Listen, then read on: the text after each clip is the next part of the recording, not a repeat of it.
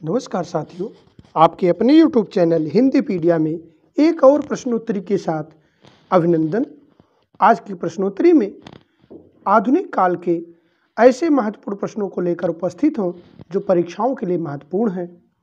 आइए हम सभी आधुनिक काल के कुछ महत्वपूर्ण प्रश्नों के साथ आगे बढ़ते हैं। प्रश्नोत्तरी का पहला प्रश्न है, नागार्जुन का वास्तविक नाम क्या है?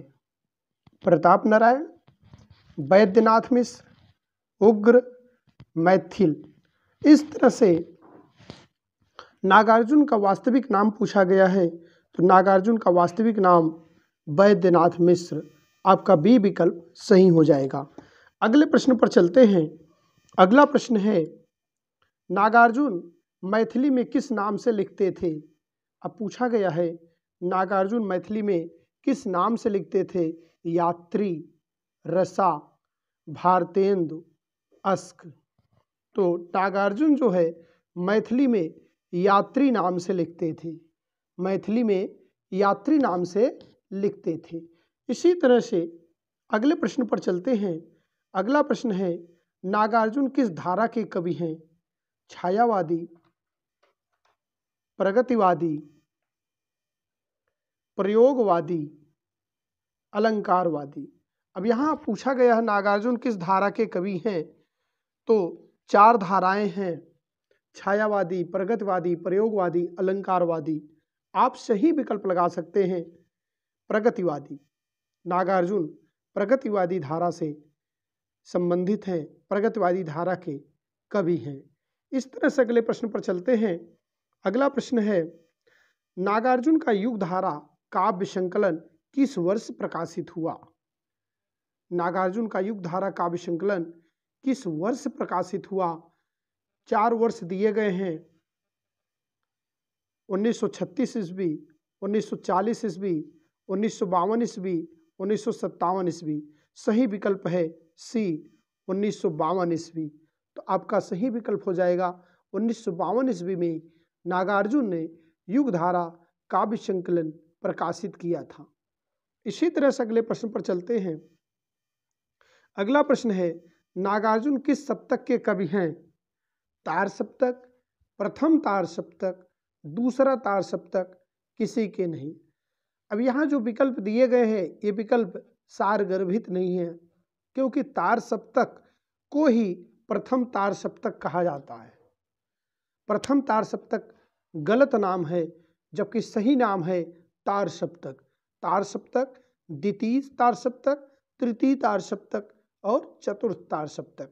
इस तरह से इसका विकल्प इस तरह से होना चाहिए, लेकिन यहाँ सही विकल्प क्या है कि नागार्जुन किस तार सप्तक के कवि हैं या किस सप्तक के कवि हैं? तो यहाँ पर सही विकल्प हो जाएगा नागार्जुन किसी सप्तक के कवि नहीं है। नागार्जुन किसी तार सप्तक के कवि इसमें से नहीं है। न तो तार सप्तक के हैं, न तो प्रथम तार सप्तक के हैं, न तो दूसरे तार सप्तक के हैं। तो यहाँ पर सही विकल्प है किसी के नहीं, डी विकल्प सही हो जाएगा। तो आपका डी विकल्प सही हो गया। अगले प्रश्न पर चलते हैं। अगला प्रश्न है, मौन भी अव्यंजना है, जितना तुम्हारा सच है उतना ही कहो, किसकी पंक्तियां हैं? दिनकर की, नागार्जुन की, अज्ञेय की, निराला की। ते पंक्तियां जो है अज्ञेय की हैं। किसकी पंक्तियां हैं? अज्ञेय की। सी विकल्प सही हो जाएगा। अगले प्रश्न पर चलते हैं। अगला प्रश्न है, छायावाद के बाद नए आंदोलन की शुरुआत नंद दुलारे वाजपेयी ने किससे मानी? गिरिजा कुमार माथुर से, अंचल से, रामेश्वर शुक्ल अंचल, हरिवंश राय बच्चन और दिनकर। तो छायावाद के बाद नए आंदोलन की शुरुआत नंद दुलारे वाजपेयी ने अंचल से मानी। आपका बी विकल्प बिल्कुल सही हो जाएगा, बी विकल्प। इसी तरह से अगले प्रश्न पर चलते हैं। अगला प्रश्न है, नामवर सिंह मुख्यतः क्या हैं? आलोचक, उपन्यासकार, कवि, नाटककार। तो आपका सही विकल्प हो जाएगा नामवर सिंह एक प्रसिद्ध आलोचक हैं, एक प्रसिद्ध आलोचक हैं। अगले प्रश्न पर चलते हैं। अगला प्रश्न है, एकलव्य प्रबंध काव्य के रचयिता हैं। एकलव्य प्रबंध काव्य के रचयिता हैं हरिवंश राय बच्चन, रामधारी सिंह दिनकर, भगवती चरण वर्मा, राम कुमार वर्मा। तो आपका सही विकल्प हो जाएगा डी, राम कुमार वर्मा। अगले प्रश्न पर चलते हैं। अगला प्रश्न है, उत्तर छायावाद के पश्चात आधुनिक खड़ी बोली किस केंद्र पर गति पकड़ रही थी? उत्तर छायावाद के पश्चात काशी, इलाहाबाद, कानपुर, बम्बई। तो इस तरह से उत्तर छायावाद के पश्चात अगर बात की जाए तो आधुनिक खड़ी बोली इलाहाबाद केंद्र पर गति पकड़ रही थी।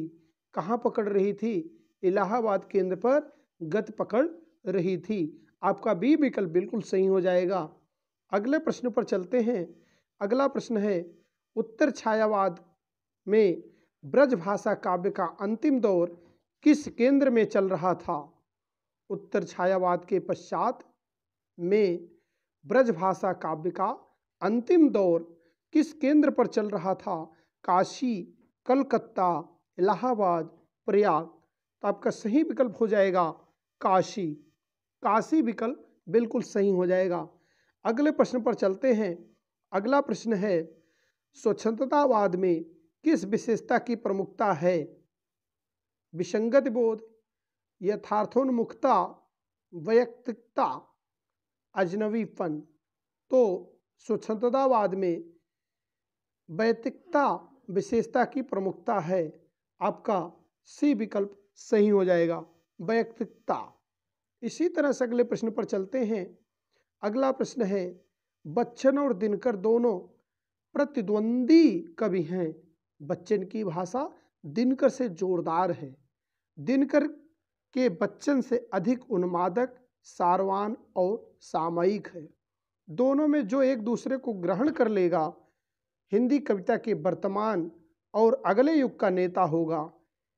यह कथन किसका है? किसका कथन है? यह कथन जो है किसका है? 4 विकल्प दिए गए हैं। राम नरेश त्रिपाठी,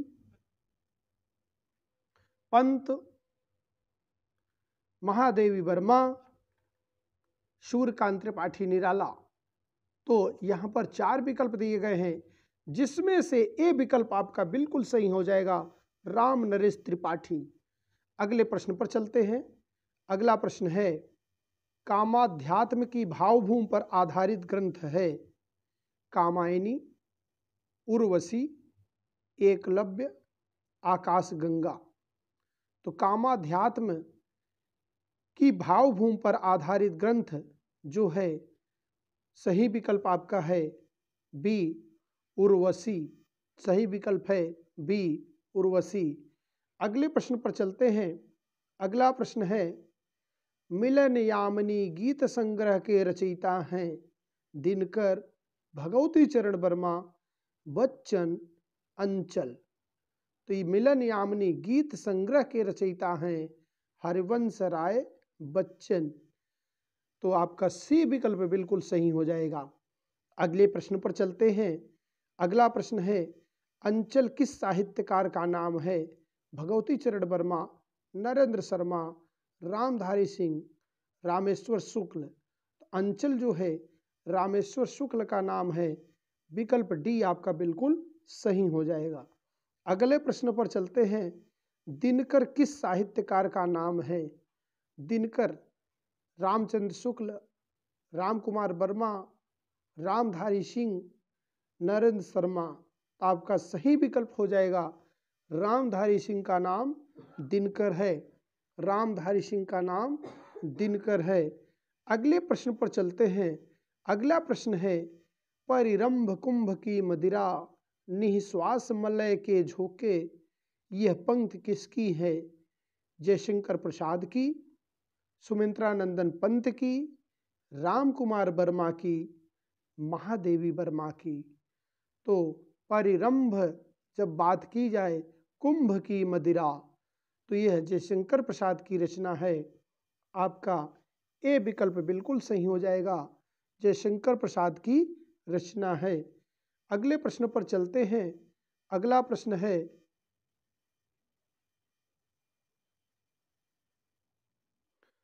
सुमन किस साहित्यकार का नाम है?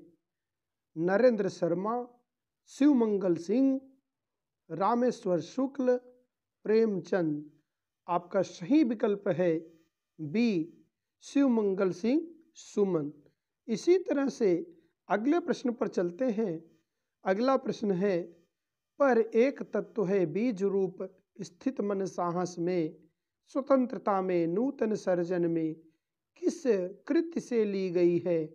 आत्मजयी से, अंधायुग से, भारत भारती से, पंचवटी से। तो यहाँ पर 4 रचनाएं दी गई हैं, जिसमें से यह पंक्ति जो ली गई है अंधायुग से ली गई है।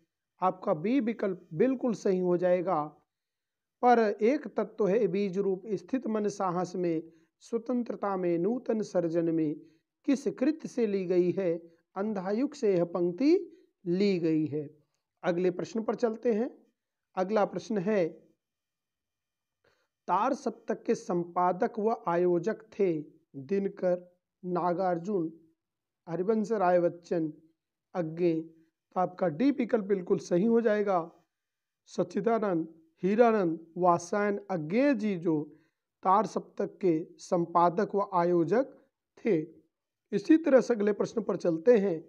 अगला प्रश्न है, तार सप्तक किस वर्ष प्रकाशित हुआ? बहुत ही महत्वपूर्ण प्रश्न है। तार सप्तक अर्थात प्रथम तार सप्तक जो कहा गया है, किस वर्ष प्रकाशित हुआ? तो आप यहाँ देखेंगे 1943 में प्रथम तार सप्तक प्रकाशित हुआ। पहला तार सप्तक 1943 में प्रकाशित हुआ।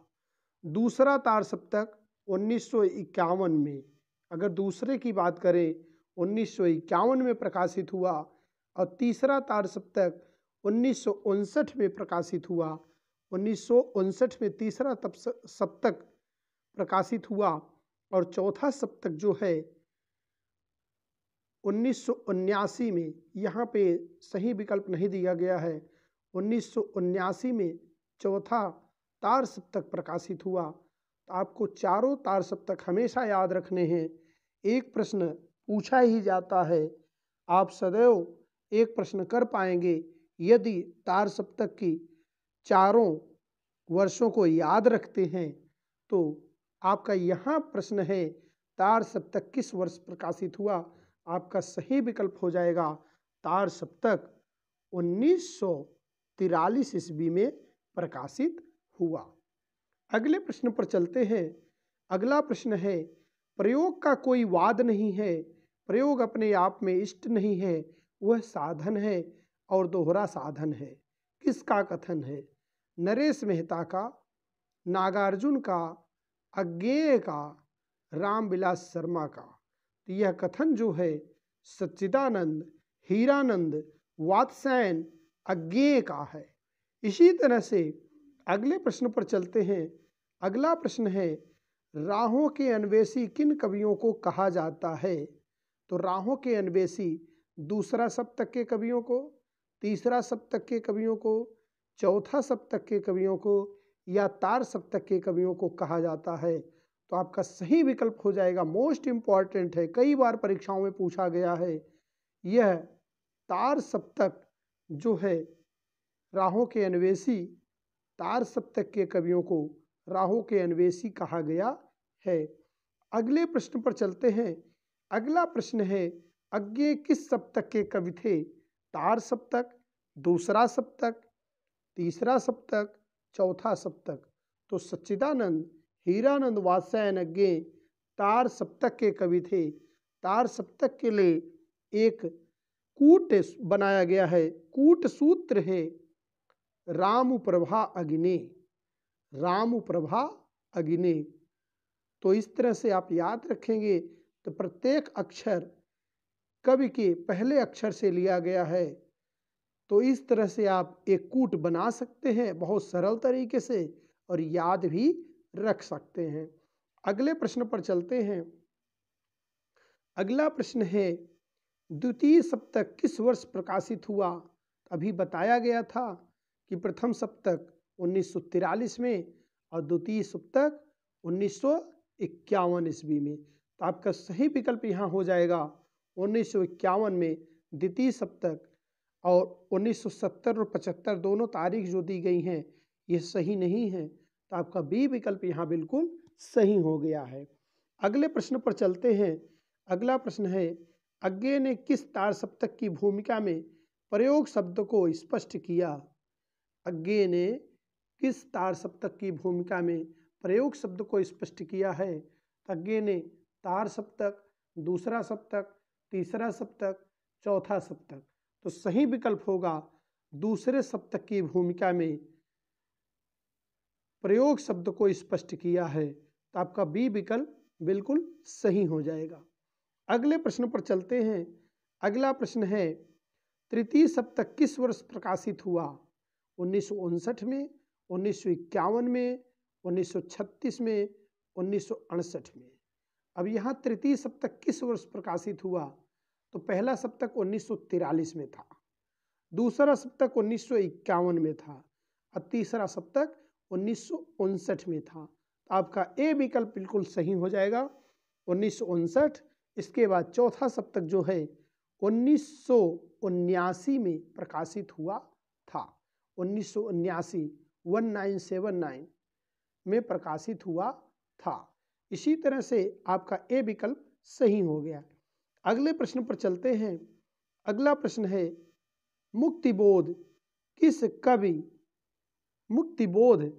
कवि किस सप्तक से संबंधित है, संबद्ध है? तार सप्तक, दूसरा सप्तक, तीसरा सप्तक, चौथा सप्तक।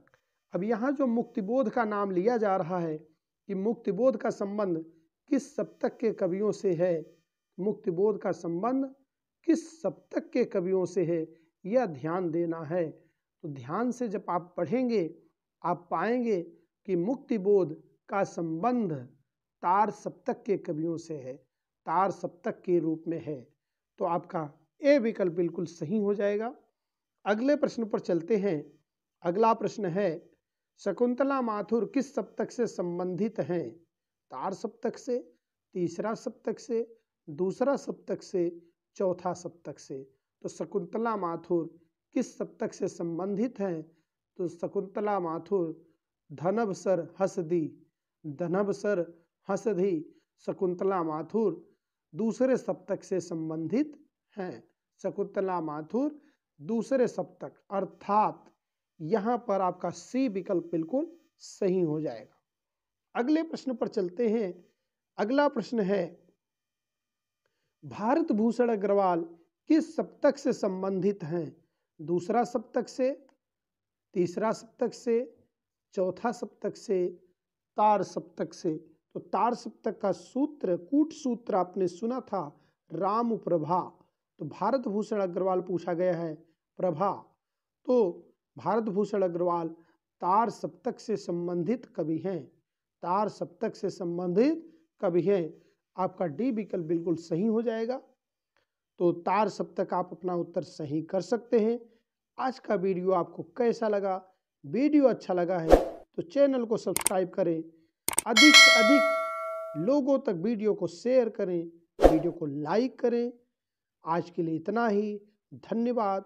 जय हिंद, जय भारत।